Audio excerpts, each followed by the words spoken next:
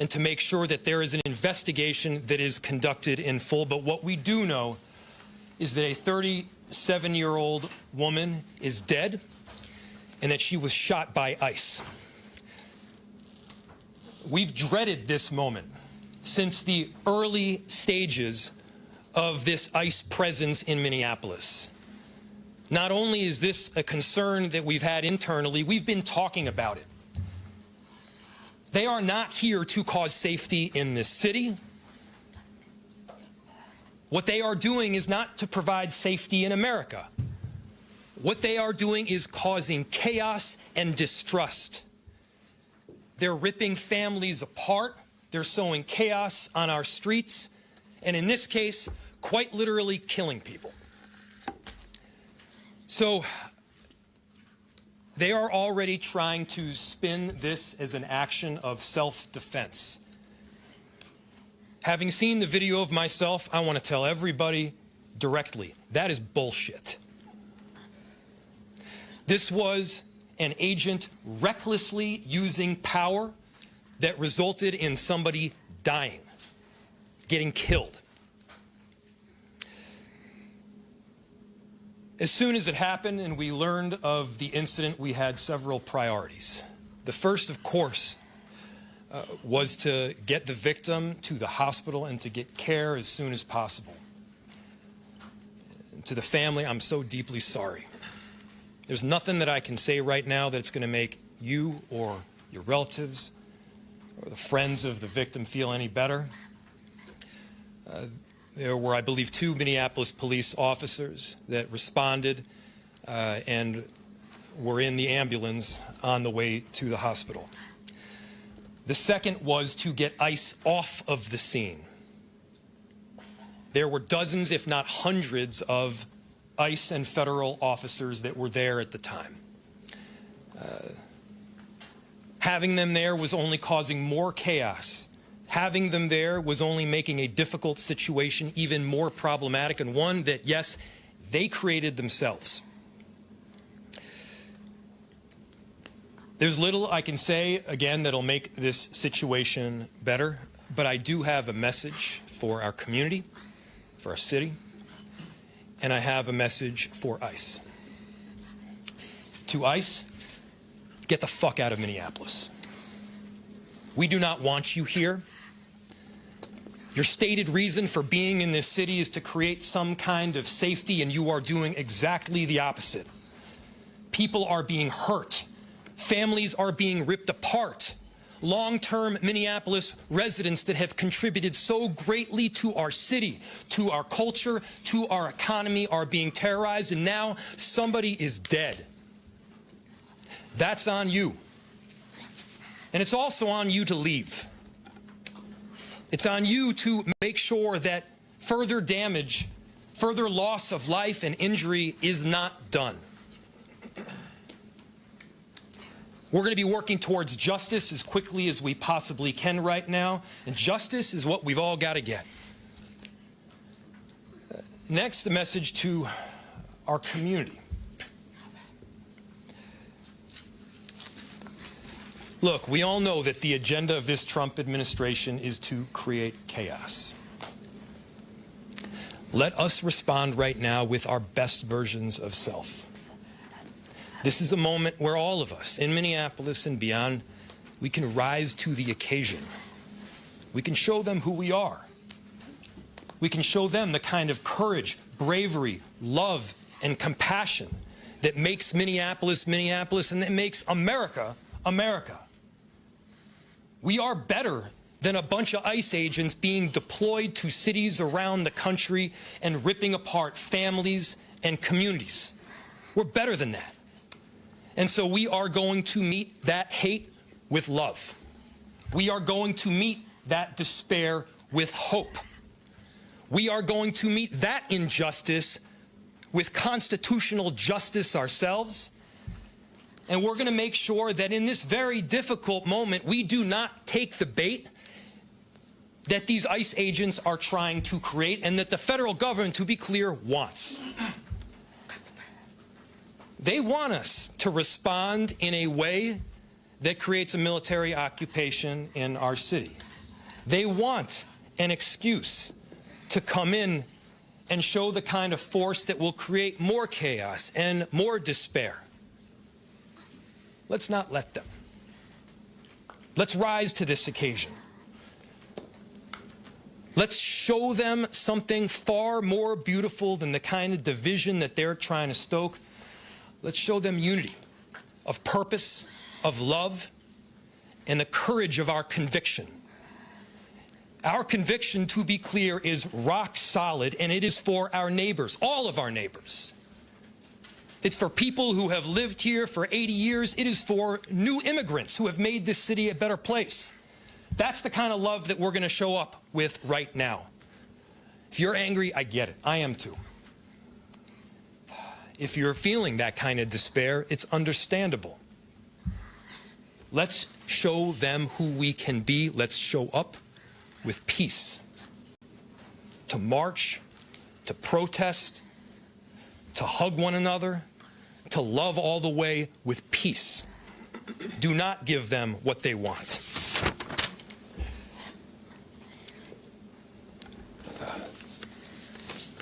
Finally, we've got a lot of work that needs to happen right now to make sure that, first, of course, the scene was secured as much as possible, that we were able to get the victim, now deceased, to the hospital. We've got a lot of work to do in the coming days. I want to thank our city enterprise for the work that they have done, but more importantly, what they're about to do, because this is going to be heavy, and our city has been through a lot. We also know that we're prepared to do right for people. Among them is our chief of police. I'll invite him up. My name is Brian O'Hara, B-R-I-A-N-O''H-A-R-A. I am the Minneapolis police chief. This morning, Minneapolis police officers received a report of federal law enforcement being involved in a deadly force incident, meaning shots had been fired. Minneapolis police officers responded to the scene. We arrived and found a woman with a gunshot wound to the head. Life-saving measures were performed at the scene, including CPR. The woman was transported to Hennepin County Medical Center, where she has since been pronounced deceased. The preliminary information that we have indicates that this woman was in her vehicle and was blocking the roadway on Portland Avenue, midway between 33rd Street and 34th Street in the city. At some point, a federal law enforcement officer approached her on foot, and the vehicle began to drive off. At least 2 shots were fired. The vehicle then crashed on the side of the roadway. Minneapolis police officers secured the crime scene and assisted in trying to preserve the evidence that is there. We have since turned over the scene both to the Federal Bureau of Investigation as well as the Minnesota Bureau of Criminal Apprehension, which will be conducting an investigation into this use of deadly force. I want to thank the mayor, city council president, other members of the city council, state legislators that were on the scene. This has been a very difficult time for everyone in the city. And this is obviously a very, very tragic situation where a woman has lost her life. That being said, in addition to this tragedy, which unfortunately we did predict, we were seriously concerned about further escalation from the scene. And I want to thank the elected officials that came themselves to help us prevent that from happening, as well as the individuals on that scene that remained peaceful and that abided by law enforcement instructions so that we could preserve that scene and ensure that a full and transparent investigation can take place.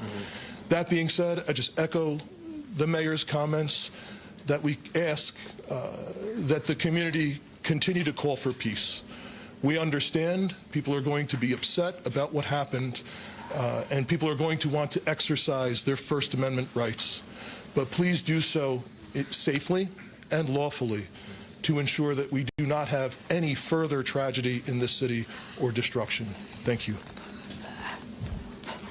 Chief. Thank you, Sheriff. Thank you, council members. Commissioner. I'll open it to questions. Any idea on the identity of the ICE officer who fired the shots at this point? I don't have that information, no. The question was, is there an identity of the ICE officer that fired? I do not have that. Mayor Frey, we're hearing the ICE officer stopped a position from helping the lady who was shot. Is that true? We've seen videos all over social media that someone tried to help this lady, and they were told, they were pointing guns at and told to get away. Do you know about that at all? So the question was, there's information out there that people tried to help the woman that was shot, and ICE officers then pointed guns at them and told them to leave. I do not have that information. I myself saw a video of the shots being fired as the car was driving away. What I can tell you is the narrative that this was just done in self-defense is a garbage narrative. That is not true. It has no truth. And it needs to be stated very clearly, since we have already seen a video of it. I do not know as to what you're talking So, about. Mayor, she wasn't driving. Over here. She wasn't driving the car toward him, using her vehicle as a weapon. That does not appear to be the case at all. What's the city's protocol when an observer or an activist calls 911? You say an agent's phone or an agent's pointing a gun at them. How does the city of Minneapolis handle that situation before considering it? Repeat it one more time. I missed the first part of what you said. And I'll turn it over to the chief. Yeah. What does the city do when someone calls 911 and a federal agent's Oh, I see. pointing a gun at Yeah. them? That sort of thing. I'll turn it over to the chief. The question is, what does someone do when a federal agent is pointing a gun at them? Chief. So, if I heard you correctly, the question is about when people call 911, what is the city's protocol in these situations? We've had a very dramatic increase in 911 calls related to this activity. We have a protocol in place that has been evolving as the situation has been changing. And at this time, there is a designated supervisor that is on duty 24/7 that fields those calls. And we do everything that we can to ensure that they are appropriately prioritized, with the priority being placed upon the protection of life and safety of everyone in the community.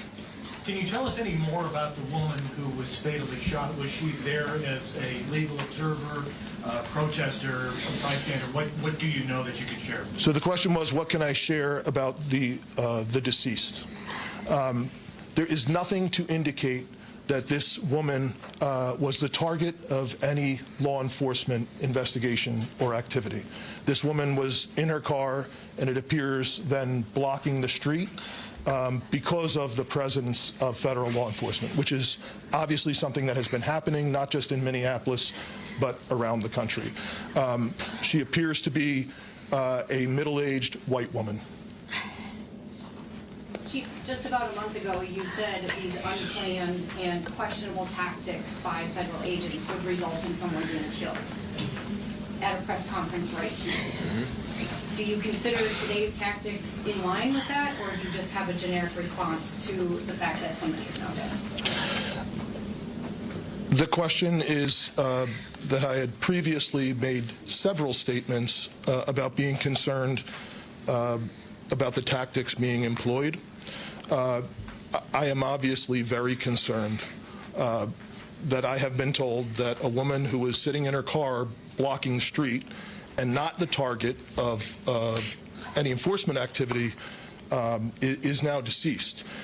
However, I do not know, to be clear, I do not know the exact circumstances of the shooting, but I would tell you, in any professional law enforcement agency in the country, I think they would tell you it's obviously very concerning whenever there's a shooting into a vehicle of someone who's not armed.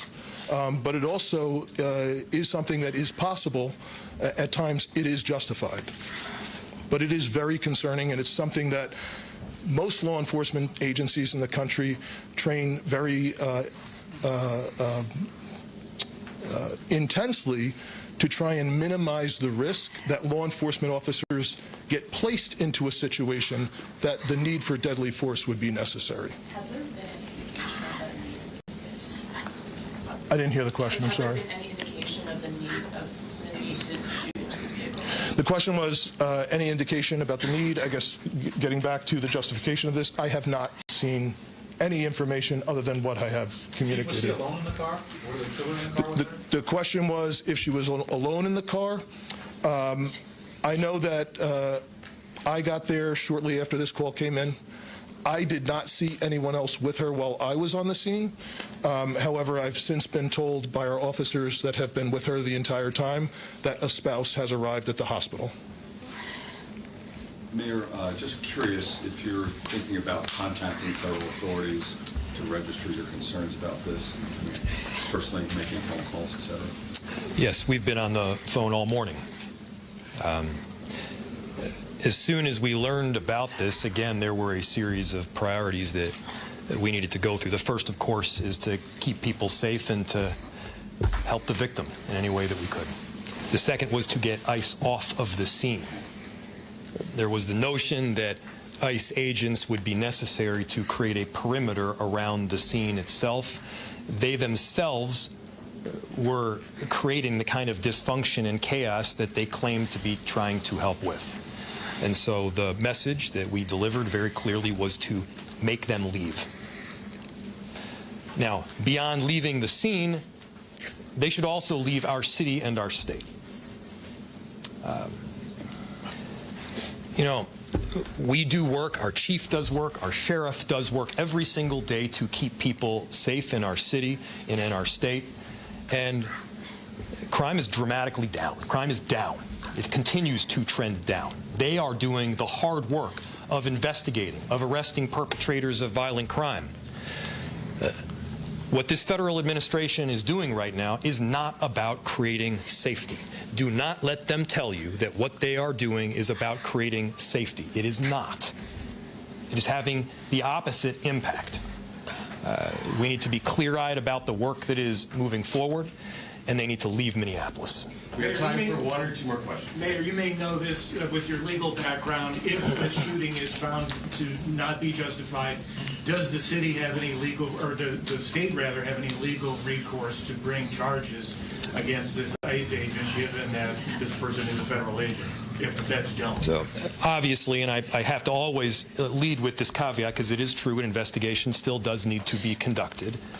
I had my perception of what took place based on the vehicle and the vehicle's positioning. It does not appear that the individual is trying to ram anybody. Now, the question was, if it is in fact found to be an unjustified shooting, who issues the charge, who prosecutes, how does justice take place? I don't know the answer in full to that. This is obviously information that we're still working out. Chief, do you have any additional information, or Commissioner? Yeah. The only thing I would add to the mayor's statement is that the crime scene was held by the Minneapolis Police Department, and the investigation is now being led jointly by the Federal Bureau of Investigation as well as the Minnesota Bureau of Criminal Apprehension. And the purpose of their involvement would be to investigate whether any state laws within the state of Minnesota have been violated. One more Can I just add something to that, too? What's very important is that for our communities, that we do have some kind of part in this investigation. It needs to be done on a local level. With all due respect to the federal level, we do need to make sure that our local agencies are involved. Well, certainly the BCA is very well capable of working with our federal partners in doing so. That is something that is needed for our communities, and so that's something that I can tell you that there's already been conversations from the U.S. Attorney's Office to the BCA that have already taken place today. How that's going to roll out, we don't know yet, but we are making sure that there is some kind of local entity, namely the BCA, that has a part in this investigation for the purposes of transparency and expedient transparency as to what happened today. One more. Sorry. If that's it. Thank So, you, everybody. Final piece, again, thank you everybody for coming. Thank you to the media for being here and disseminating this very important information around this tragic incident. To reiterate a final message to our community members, I understand the anger. Let's unite around hope and love and peace and getting justice. That's what we need to be doing right now. I appreciate the service from everybody up here as well as the 435,000 people that call Minneapolis home. Thank you. got some housekeeping for you. All right, that was the end of a press conference, a joint press conference with city leaders, Mayor Jacob Frey, Police Chief Brian O'Hara, Hennepin County Sheriff Dewana Witt as well, speaking out on this incident this morning. Right. What we have learned is a 37-year-old woman was shot by ICE. She had a gunshot wound to the head. We understand that her spouse is now at the hospital there. Yes. Nothing to indicate, according to law enforcement, according to the police chief, that she was the target of any law enforcement activity. We have heard from people on the scene. They believe she was a legal observer there. What we heard from Police Chief O'Hara, because we are getting conflicting reports about what happened prior to the shooting. He says that she was in a car blocking Portland between 34th and 35th because of the presence of ICE agents.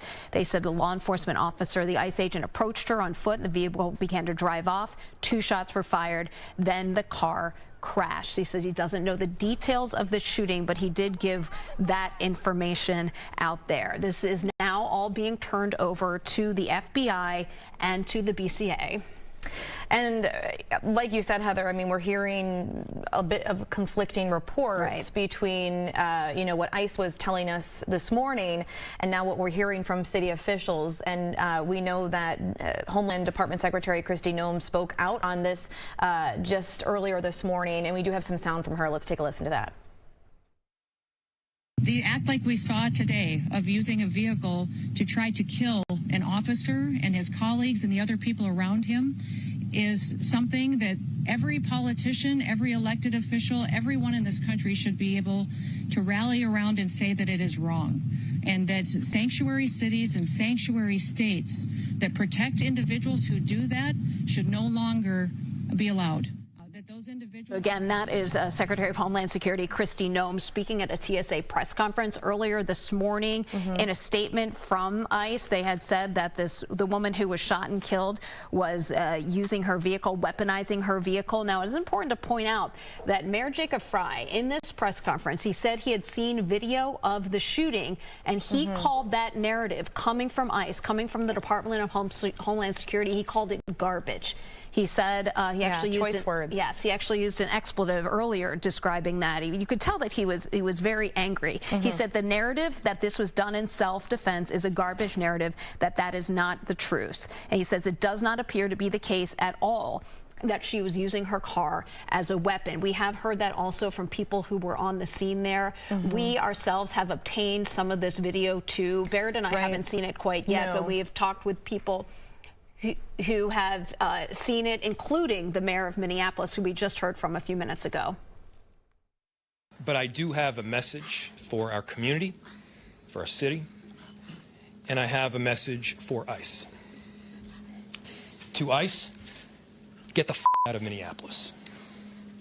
We do not want you here.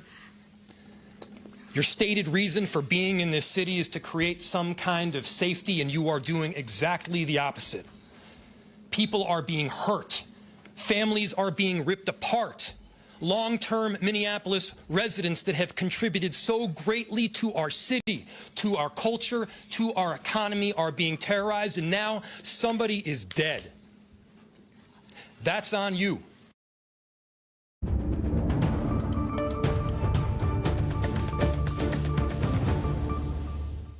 Good afternoon, and thank you for watching CBS News 24/7. I'm Lindsay Reiser. One person is dead following a clash between federal agents and protesters in Minneapolis. That is according to the Department of Homeland Security. Now, DHS says ICE was conducting targeted operations in the southern part of the city when several people began blocking agents' cars. The department claims the victim, a 37-year-old woman, was one of the violent rioters who weaponized her vehicle and tried to run over agents.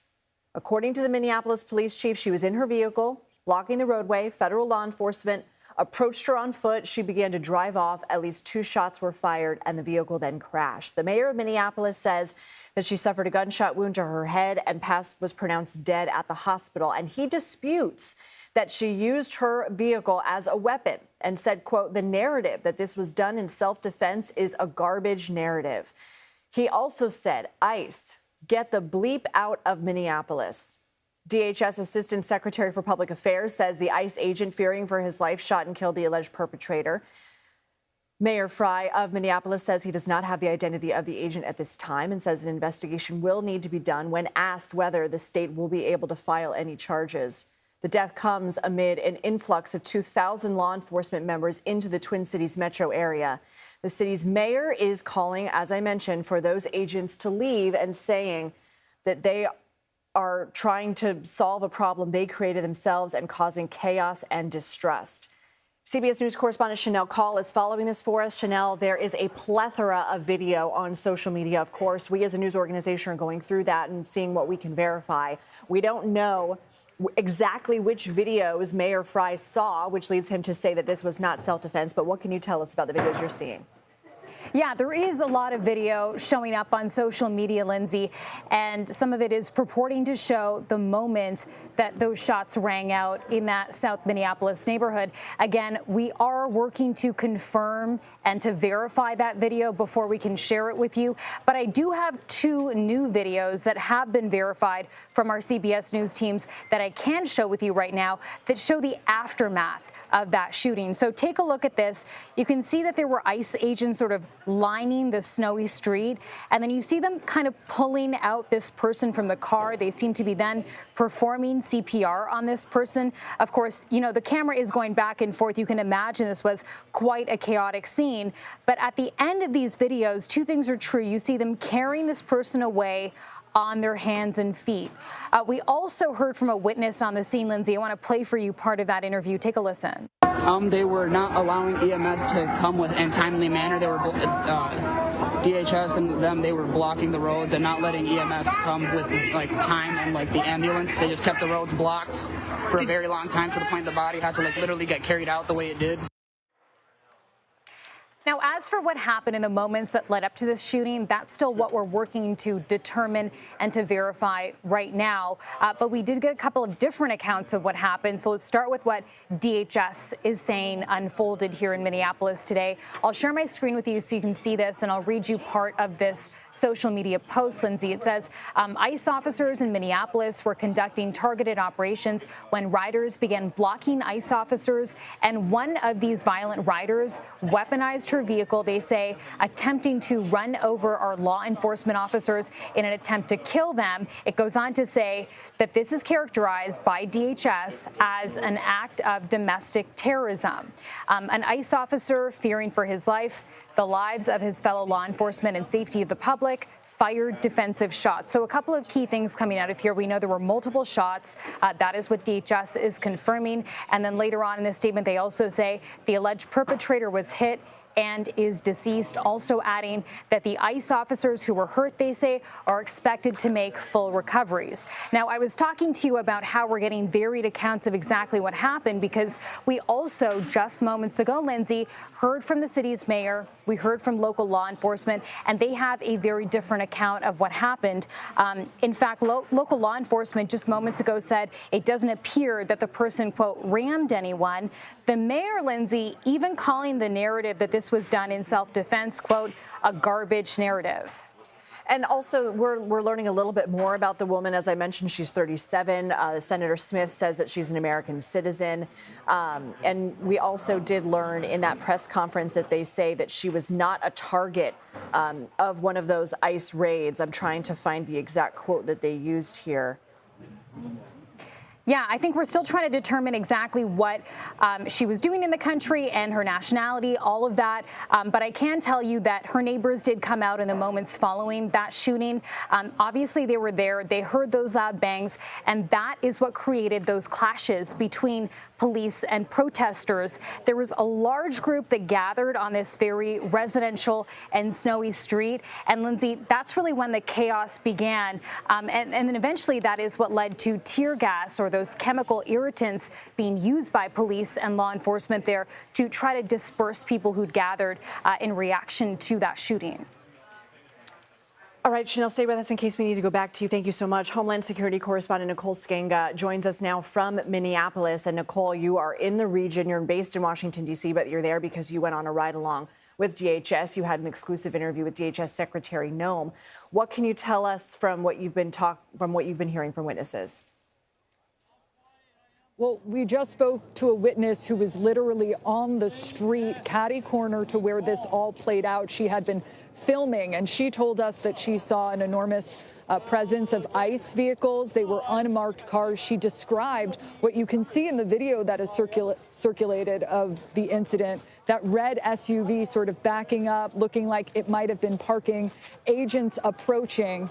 And then as she was passing the vehicle, she heard pop, pop, pop, 3 distinct pops, and she knew right away that it was gunfire, immediately turned around and saw a crash. And then in the ensuing moments, there were ICE officers who responded and deployed tear gas, is what one eyewitness told us. Another eyewitness told us that they ran out afterwards. They saw law enforcement surrounding the individual in the car, begin to perform CPR, and eventually an ambulance came. At that point, that eyewitness told us it was clear that the individual had died because law enforcement was not rushing around her, so likely pronounced dead at the scene. I will tell you, having embedded with ICE law enforcement yesterday, having covered Homeland Security for a while now, this is an enormous law enforcement deployment that we have seen in the Minneapolis area. More than 2,100 federal agents from ICE and Homeland Security investigations. It's more than New York City. It's more than Los Angeles. That's more than Chicago. And we've also been talking not only with law enforcement, but with residents here in Minneapolis in the area, members of the Somali American community who are disturbed, who are scared, neighbors here on the street telling us they knew this was not an if, but when, that this is their worst nightmare, and that if the Trump administration's intent is to promote public safety, this is doing the exact opposite. Now, we saw DHS put out a statement claiming that ICE officers fired because, in particular, one ICE agent fired because they believed their life was at risk and that they were defending both their own personal safety and the safety of other officers. That statement goes on to include some statistics, an 8,000% increase in threats to ICE personnel under the Trump administration compared to the Biden administration. And it speaks to that ongoing tension. But if you look at the video, and we're still learning new details, a much different scene played out. And we have seen FBI personnel on the scene. They will be taking the lead looking into this officer-involved shooting, as is customary. Behind me, there is protests that are happening. You can see hundreds of people. Earlier, we witnessed and were experiencing tear gas as canisters were deployed by ICE officers. We saw people choking, vomiting on the streets. This neighborhood is described to us by folks who live here as being very calm, very friendly. There's a school nearby. Everyone we've spoken to is just devastated that this is happening in their community. All right, Nicole, thank you very much. Let's now go to CBS News senior White House and political correspondent Ed O'Keefe. Ed, this is really, Minneapolis has become a flashpoint of not only this Operation Metro Surge, but also this alleged fraud that has really garnered a ton of views, particularly on the right with social media videos and the like. That's right, Lindsay. A few things. No immediate comment from the White House about this specific incident and the reaction to it from the mayor and other local officials. The Homeland Security Secretary, Kristi Noem, who spoke with Nicole yesterday about these operations, and that is an interview worth replaying or going and watching yourself if you can, folks, just a little while ago was asked about this during a tour of the southern border in Texas, and she said they're continuing to gather more information. But this goes to show the assaults that our ICE officers and our law enforcement are under every single day. And she said that her department would continue to protect ICE officers in cooperation with other law enforcement. But, of course, there, if you've seen in Minneapolis in the last hour or so, a big call from local authorities, at least, for the federal authorities to step aside and get out. To the broader issues about fraud, alleged fraud in Minnesota, the White House today asked about that during a briefing earlier, and they ticked through a handful of things that they're now doing. But so much of this renewed federal attention on Minneapolis is being driven by the renewed attention on those years of alleged fraud, and now much of it being prosecuted by the Justice Department there in Minnesota. Among other things, the Trump administration has told Minnesota. They're going to begin auditing Medicaid recipients in the state. The Labor Department's conducting a targeted review of Minnesota's unemployment program. The Agriculture Department's requiring Minnesota, like many other states, to certify their SNAP recipients. Some of that is tied up in an ongoing legal fight between Democratic-controlled states and the federal government. The Housing and Urban Development Department is focused on investigations in the public housing in Minnesota, and the Small Business Administration has suspended nearly 7,000 borrowers amid suspected fraudulent activity. So you can see that in the response to the attention that these years of fraud got just in the last 3 weeks, much of it driven by conservative influencers in social media space, the Trump administration is now directing so much more federal attention and scrutiny onto what local and state authorities were doing there. And, of course, the ICE raid, as Nicole has pointed out on our air, being one of the largest ever deployed into a metropolitan area, is just one big dramatic and now obviously deadly part of that. And the administration seizing social funds for several states, including Minnesota, that goes to social programs. All right, there's a lot of other stuff happening today, Ed, including the U.S. military seizing an additional 2 oil tankers linked to Venezuela. What can you tell us? We know that they were seized early this morning. The one that was seized up in the waters towards Iceland was one that the United States had had its eye on for several weeks, the Bella 1. This is that ship that had tried to paint a Russian flag on its side and claim it was part of, or that it was protected by Russia. The United States saw it as a false flag operation, that this was part of a Venezuelan shadow fleet that had been moving sanctioned Venezuelan oil out of that country. It was captured just a little while ago. Our own James Laporta reported that Navy SEALs were the ones that boarded the Bella 1 and took control of that vessel. There was another one, a Cameroonian flag vessel, also seized today in the waters of the Caribbean Sea. It is headed towards the United States now. That was another vessel tied up in sanctioned Venezuelan oil and is headed now towards the United States, according to the White House. Ed O'Keefe, thanks so much.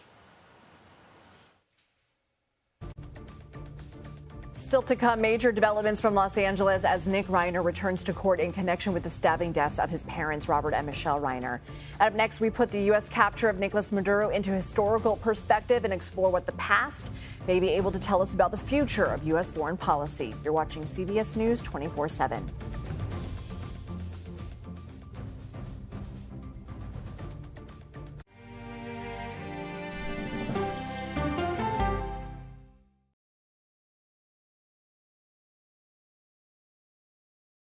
Go to the ends of the earth. We'll hit the heights. A great adventure together. And reach for the stars. Star power. I like it. So cool. But wait, there's more. Experience thought-provoking. Something that's undeniable. With mindfulness. Innovative. Magical. It's like being a child. And truly original reporting. God, you do your research. I tell a good story. Because there's always something new under the sun on CBS Sunday morning. The 18-year-old soccer sensation igniting worldwide buzz. How good is this kid? The defenders are just bewitched. Lamine Yamal. You ever talk to the soccer ball?